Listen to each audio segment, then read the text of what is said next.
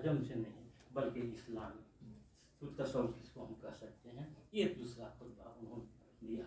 और तीसरा खुतबा उन्होंने दिया इकबाल और उसका अहद।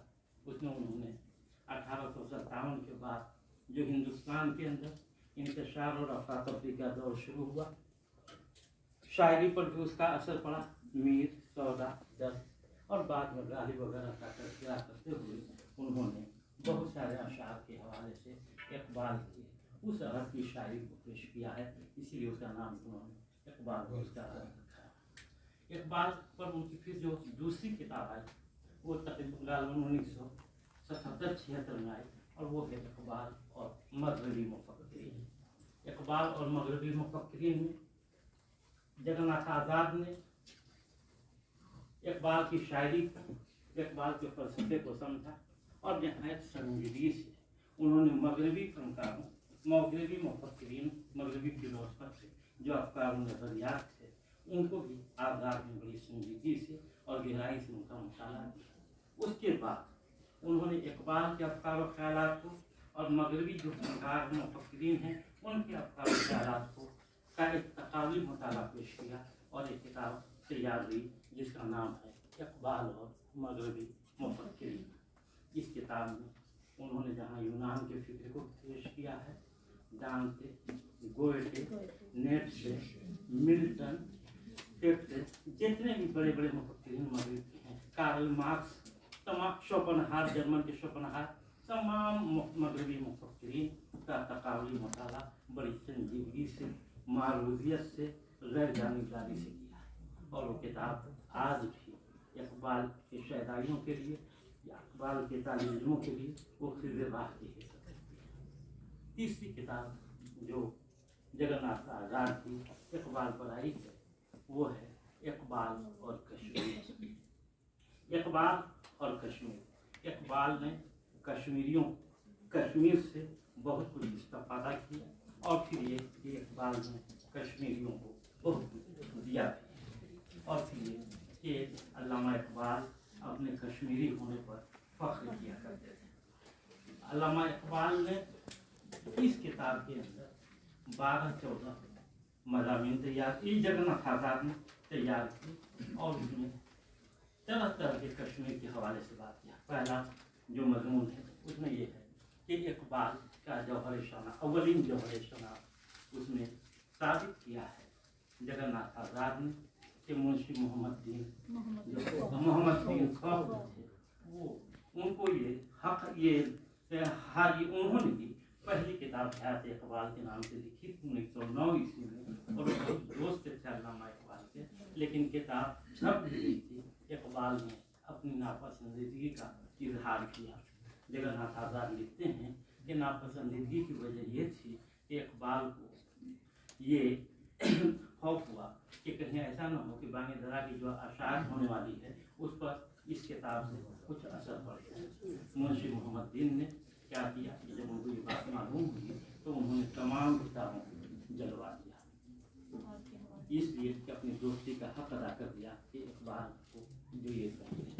बाद में अल्लामा ने इजाज़त दी तो बाद में वो किताब 1929 के बाद वो शाये हुई।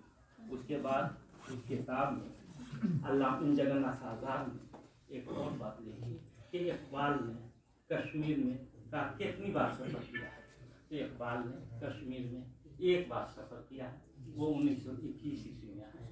यहाँ आने के बाद उन्होंने निशात बाग में क़याम भी किया और फारसी में साक़ीनामा जो लिखी है, जो बयान मशरिक़ में शाये हुई है, वो कश्मीर में रह करके अल्लामा इकबाल ने। उसके अलावा इसमें और बहुत सारे जो मज़ामीन जगन्नाथ आज़ाद ने लिखे हैं इकबाल ये और कश्मीर के मशाहिर आप जानते हैं कि जावेदनामा में अल्लामा इकबाल ने जो आसमानी सफ़र बयान किया है उसमें कश्मीर की आम शख्सियतों को भी रखा है। उसमें सबसे बड़ा नाम जो है शेख गुलाम संदानी, उसके अलावा गनी काश्मीरी, इन लोगों को उन्होंने जावेदनामा में शामिल किया है। जगन्नाथ आज़ाद ने जावेदनामा से अल्लामा इकबाल की जो गुफ्तगू हुई है हमदानी सैयद गुलाम हमदानी से या नेटशे और गनी काश्मीरी का जो मामला है उसको पूरी तफसील से इन्होंने जगन्नाथ आज़ाद आज़ाद ने इकबाल और कश्मीर में तमाम चीज़ों को बहुत ही ईमानदारी दयानतदारी से पेश किया और उसमें बहुत सारे मजमून हैं। इकबाल और कश्मीर मैगजीन या इकबाल और कश्मीर कमेटी, तो जाहिर है कि वो उसका ताल्लुक सब कश्मीर से है। कश्मीर के मुतल्लिक खुद जगन्नाथ आज़ाद ने लिखा है कि पता नहीं चलता है कि इसमें इकबाल और कश्मीर के ताल्लुक से इसमें मुहिब कौन है और महबूब कौन है, इसका पता लगाना मुश्किल है। उसके बाद इकबाल पर किताब जो जगन्नाथ आज़ाद की आई है वो 2 किताबें इंग्लिश में है। एक किताब तो वो है जो मैसूर यूनिवर्सिटी में लेक्चर दिया था उन्होंने, तौसीय खुतबा, उस किताब को शाये किया गया है इकबाल पोएट एंड मैसेज नाम से राजन याद। और एक किताब और लिखी गई है वो है जिसमें उन्होंने इकबाल के डेट ऑफ बर्थ पर इंग्लिश में जो बहस की है, शोपनहार पर जो इंग्लिश में बहस की वो mind and art, Iqbal mind and art, वो किताबें। कहने का मतलब ये है कि जहाँ तक इकबालियात का हवाला है और जगन्नाथ आज़ाद का मामला है, हम कह सकते हैं दोनों की हैसियत भी वही है कि इसमें मुहिब कौन है और महबूब कौन है पता लगाना मुश्किल है। आप इकबाल के वो कितने बड़े अकीदतमंद थे, कितने बड़े शायरी थे कि जितनी किताबें उन्होंने शायरी में लिखी है कहीं न कहीं या तो इकबाल के किसी शेर से लिया गया है या कोई शेर है। जैसे आप देख लें कि किताब उनकी एक है बेकरा, उनको बहुत लपीर बहुत पसंद है और बेकरा में उन्होंने इकबाल के शेर भी दिए और ये शेर उनको बहुत पसंद था कि तू है मुझी से बेकरा, मैं हूँ जरा से आप, या तो मुझे आप ये हम किनार कर, या तो मुझे दे, या तो मुझे बेकिनार कर, या तो मुझे हम किनार कर। या उसी तरह से नवाए परेशान भी उनकी किताब है और जितनी भी किताबें हैं कहीं ना कहीं इकबाल का रंग उस पर मिलता है। उसके अलावा आप देखेंगे कि उनके कई मजमूने हैं, जैसे आप फाजिल मुक़र्रिर ने बड़ी कम्पैक्ट अंदाज में जो गुफ्तगू की और बताया बैकरा क्या खाक वतन है, ये वतन अजनबी किताबें जितनी भी किताबें हैं आप देखेंगे उसमें तज़मीन नगारी है।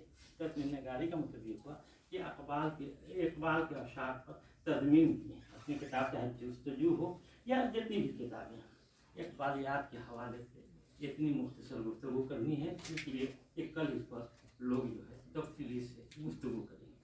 ये हैसियत एक हैसियत माहिर इकबालियात की थी। दूसरा मामला ये है कि इकबाल बहुत बड़े सफ़रनामा निगार थे।